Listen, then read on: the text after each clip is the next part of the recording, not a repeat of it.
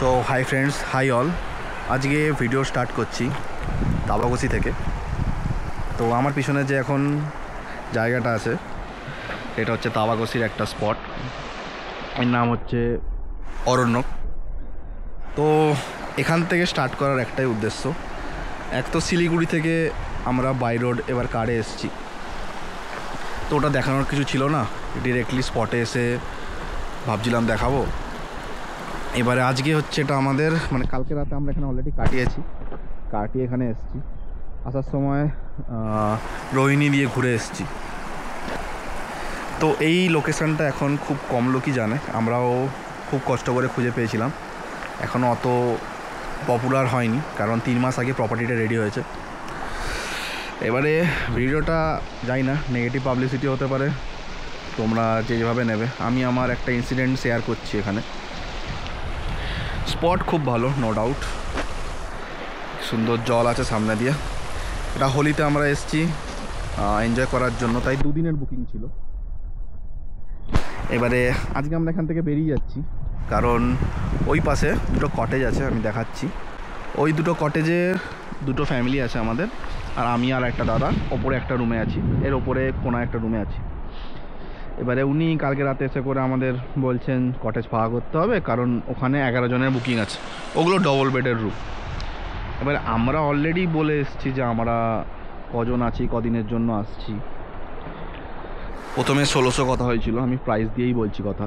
প্রথমে 1600 কথা হয়েছিল, যেহেতু লাস্ট মোমেন্টে একদিন আগে একজন অ্যাড হয়েছে, তো তার জন্য ভাবলাম যে প্রথমে 2টো রুম ছিল, তো তারপরে ভাবলাম যে 3টে রুম লাগবে।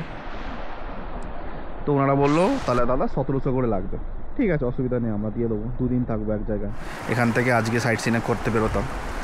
এবারে দেখুন, 2 দিন এক জায়গায় থাকতে গেলে আমরা তো লাগেজ নিয়ে এদিক ওদিক করবো না, তাই না? কেউ করতে চাইবে না লাগেজটা নিয়ে এদিক ওদিক। এইবারে লাগেজ নিয়ে যদি আমাদের এদিক ওদিক করতেই হয়, তাহলে আমরা অন্য একটা স্পটে চলে যেতাম, তাই না? এবারে ওনারা বলছেন যে আপনারা মোটামুটি গুছিয়ে নিন, ওনারা তো ছেড়ে দেবে সকালে। এখানে চেক আউট টাইম অলমোস্ট 11টা, চেকিং টাইম 12টা। এবার সকালে যখন আমরা ঘুরতে চলে যাবো, একটা মেয়েদের বা ফ্যামিলিদের পুরো জিনিস গুছিয়ে এমনি তো আর রাখা যায় না, প্রপার মানে পুরোপুরি গোছাতে হবে জিনিসটা, এটা একটা প্রবলেম।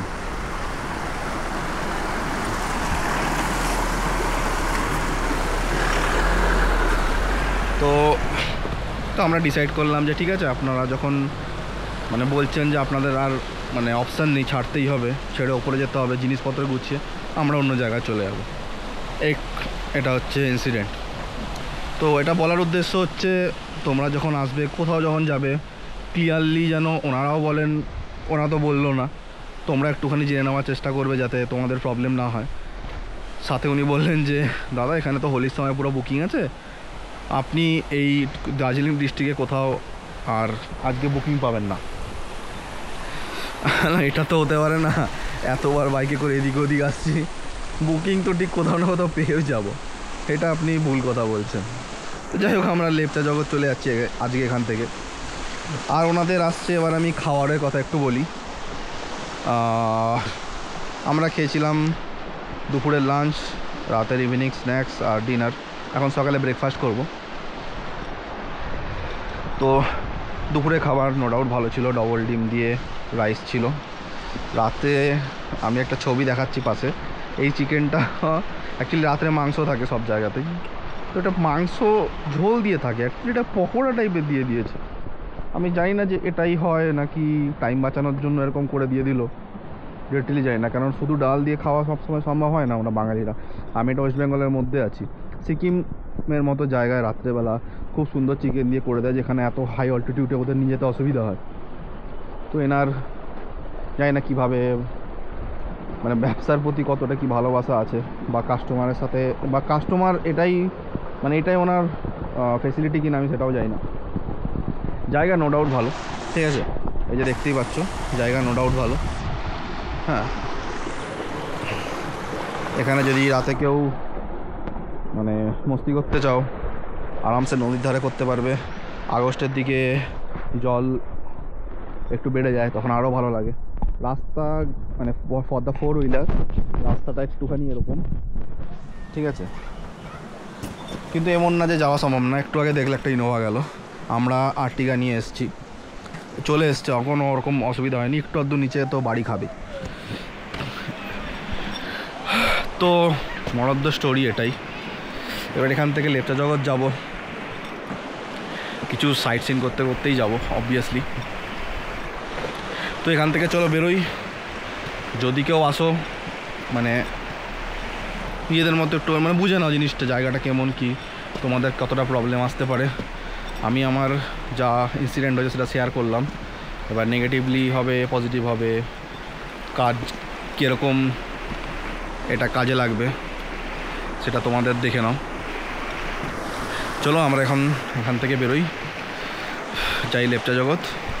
আর এর রুমগুলো হচ্ছে কটেজের ভিউটা কিছুটা এরকম, আর ভিতরের রুম ডবল বেড করে আছে, খুব সুন্দর। যাতে ঠান্ডার খুব অসুবিধা আছে, এখানে ঠান্ডা রাত্রেবেলা হয়, ভালোই ঠান্ডা হয়। এখন আমি একটা পরে আছি ঠিকই, বা রাত্রে ভালোই ঠান্ডা হয়। চলো এখন বেরোই অন্য স্পটে, আবার যদি কোনো একটা স্পটে যাই দেখানো হবে। চলো টাটা।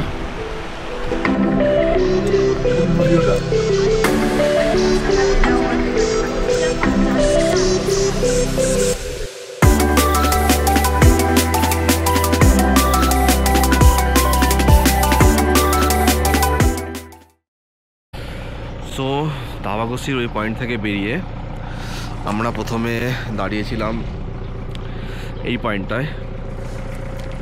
ওপর থেকে একটা জাস্ট ভ্যালি মতো লাগছিল, জাস্ট অসাম। তোমরা যখন আসবে এখানে নিশ্চয়ই দাঁড়িয়ে ছবি টবি তুলবে। তারপরে ওখান থেকে আমরা চলে এসেছিলাম পাইন ফরেস্ট, লেপচা জগৎ পাইন ফরেস্ট একটা ভিউ পয়েন্ট আছে, দারুণ লাগলো জায়গাটা, বেশ লামাহাটার মতো কিছুটা দেখতে। এটাও খুব সুন্দর ছবি উঠেছে আমাদের, দেখতেও খুব ভালো লেগেছে। তারপরে আমরা চলে এসেছি লেপচা জগৎ, আমাদের যেখানে হোমস্টে ছিল।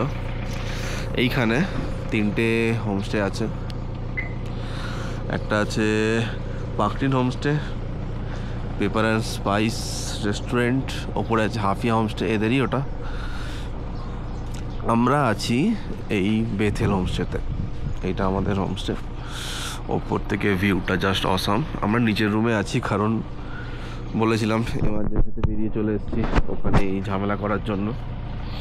এদের খাবারগুলো জাস্ট অসাম। তোমরা এদের যে কোনো একটাতে থাকতে পারো। তো মেন ব্যাপার হচ্ছে এখানের ভিউটা সকালবেলা, ঠিক আছে, জাস্ট এরকম একটা ভিউ আছে। ওপর থেকে শুনেছি আরও সুন্দর দেখতে লাগে। এখন মেঘে ঢেকে গেছে, কাঞ্চনজঙ্ঘা মেঘে ঢেকে গেছে না, কাঞ্চনজঙ্ঘা ক্লিয়ার আছে। এখান থেকে তোমরা যে স্পটগুলো দেখতে পাবে সেগুলো হচ্ছে বাতাসিয়া লুপ, একটা সামনে মনেস্ট্রি আছে, মানে দার্জিলিং ডিস্ট্রিক্টের আশেপাশে অনেক কিছু আছে। তোমরা একটু তাড়াতাড়ি আসলে আরও কিছু দেখতে পেতে পারো। এখানে যদি তোমরা বনফায়ার করতে চাও এদেরকে অবভিয়াসলি দুপুরে আগে বলবে, নইলে পসিবল হবে না। ঠান্ডা এখনই ভালো আছে, হোলির সময় ঠান্ডা ভালোই আছে, এরপরে একটু হয়তো কমবে গরমকালে, তারপরে আবার ভালোই ঠান্ডা থাকবে। তো এত অবধি এখানেই। তো এদের রুমটা দেখিয়ে শেষ করা যাক, আবার দেখাবে তারপরে নতুন ব্লগে। চলো এদের রুমটা দেখিয়ে নিই। সো এই লেপচা জগতের এই হোমস্টেতে রুমগুলো একটু এরকম। আমরা গ্রাউন্ড ফ্লোরে আছি, বাট লিটারেলি ঠান্ডা মারাত্মক আছে। টপ ফ্লোরের অবস্থা কী হবে আমি জানি না। ঠিক আছে, চট করে একটু বাথরুমটা দেখিয়ে নিই। এই যে এটা হচ্ছে বাথরুমের অবস্থা, গিজারও আছে। গিজারটা ওরা মর্নিংয়ে স্টার্ট করে, বা ফোন করলে ওরা স্টার্ট করে দেয়। মেন জিনিস হচ্ছে এখানে বেড হিটার আছে, এই যে এভাবে চলছে। তো লেপটা পেতে রেখেছি যাতে হিটটা ভালো করে হয়, কিন্তু রাত্রেবেলা বললো বন্ধ করে শুতে, কারণ ইলেকট্রিক জিনিস বুঝতে পারছো, কাঠফাট আছে। আর কি বেশি কিছু বলছি না। বাকি রুম এখানে অল টোটাল সবকটাই অরে গড়ে একই, আর খুব সুন্দর সুন্দর রুম। হ্যাঁ, ঠান্ডা অবশ্যই আছে, ভালোই ঠান্ডা আছে। তো এইটুকুই,